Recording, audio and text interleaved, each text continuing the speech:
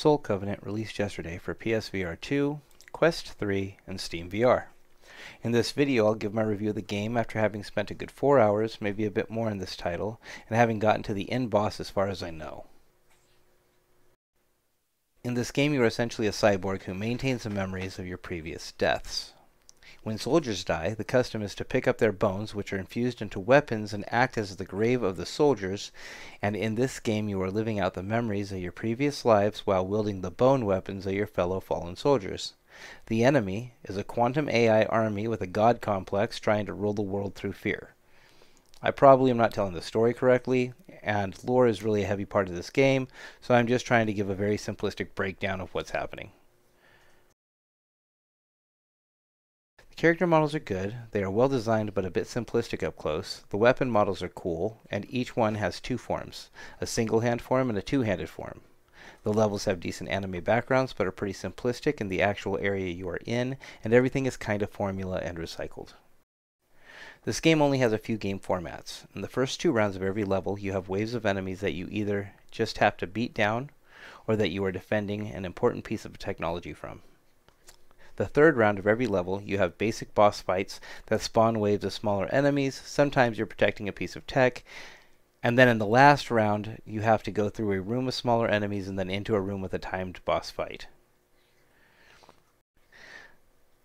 The combat is okay. It does have the dreaded wrist waggle physics that many cheaper VR games suffer from, where you can just stick your sword out and wiggle it to kill enemies.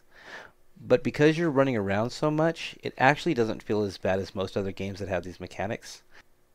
The ability to switch from a single-handed weapon and shield mechanic to a two-handed weapon or weapons breaks up the monotony slightly, and after you collect enough monads, which are dropped from enemies when they die, or when a boss has taken a few good hits, you can unleash a demon burst, which is like a wave blast that shoots out of your non-dominant hand. The monster designs look cool, and the boss animations are okay with big choreographed attacks that you have to dodge or block.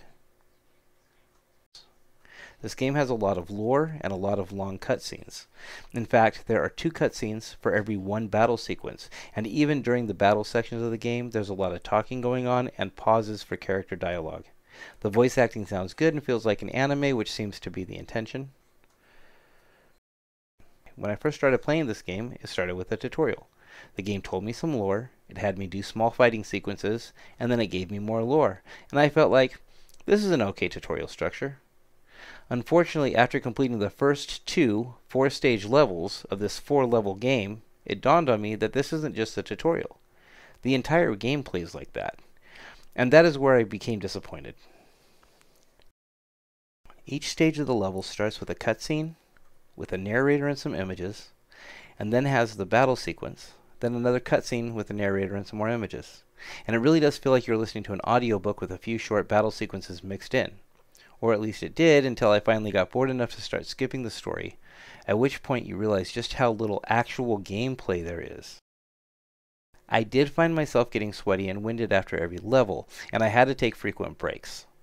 I might have just overexerted myself with my swings, but the game feels pretty physical in that sense, and maybe that is why it has so many long cutscenes, so that players can catch their breath. If I had a Quest 3 standalone device and no PC, I might think this game was great. However, as a PC VR and PSVR 2 player who is playing this game on PSVR 2, this game doesn't feel like a $50 title to me. For $50 I could get Legendary Tales, or Resident Evil 4 Remake, or Village. This game is not even close to being on par with those titles.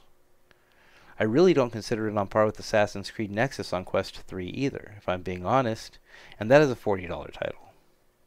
So I think I just came in expecting this game to be a lot better. If you're looking for a very story-driven wave shooter with heavy anime influence, this might be a game you would enjoy. But I would still wait for it to go on sale personally.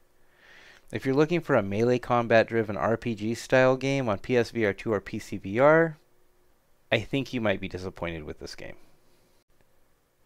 I hope that watching this has given you a better idea of what to expect with this title and helps you make an informed decision on whether you wish to purchase it. I can't say whether it is or isn't worth owning, really, because it really isn't my style of game. I don't love it. I don't hate it. I do feel it is overpriced.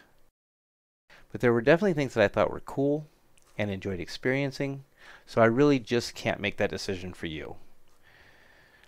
If you found this information helpful, if I saved you a couple bucks or made you feel better about your purchase, please drop a like and let me know I'm on the right path. And if you want to know when the next video drops, don't forget to subscribe. Thank you for watching, and game on.